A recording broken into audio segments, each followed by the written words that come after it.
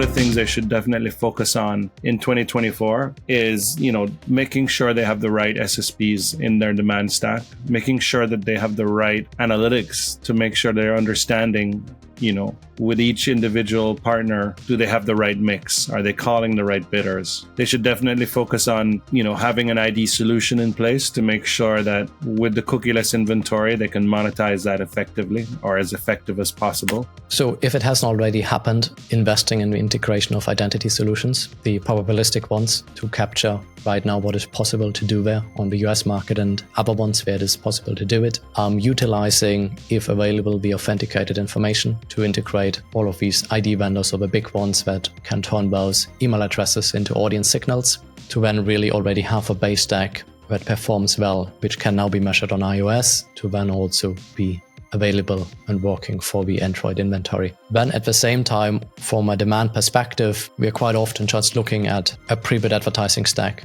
with display.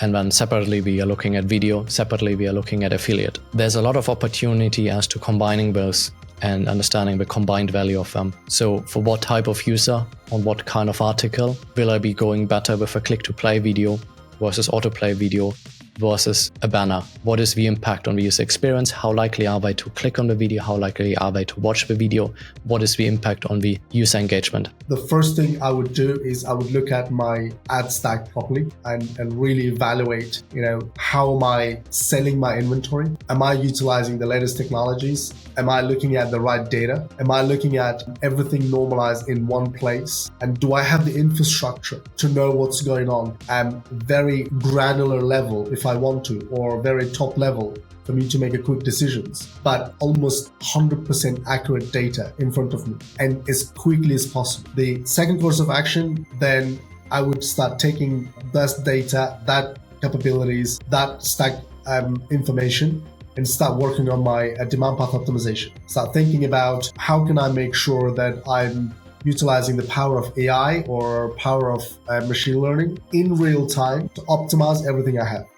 And then the other part is, of course, as advertising spend is down and might not be recovering in 2024, working towards how can we achieve more efficiency overall? And also, do we have opportunities to further improve revenue without hurting long-term goals? And if so, what would allow us to achieve those faster? So quite often publishers have the idea, okay, actually, we would like to do all of these 20 things, but we just don't have the resources available to do that. So what can be done? What technology can be used? What processes can be used to speed up all of this testing, all of those integrations to get to results faster with the same amount of people? Publishers need to leverage the economies of scale that they can get from using AI so that they can focus on generating revenue directly with their advertisers, directly with their agencies. So they need to automate the processes that they can, that human beings, it would take them, 100 times longer to do, or they can't even do it. Like physically, it's impossible. So yeah, our machine learning is a big part of everything we do. It's a big part of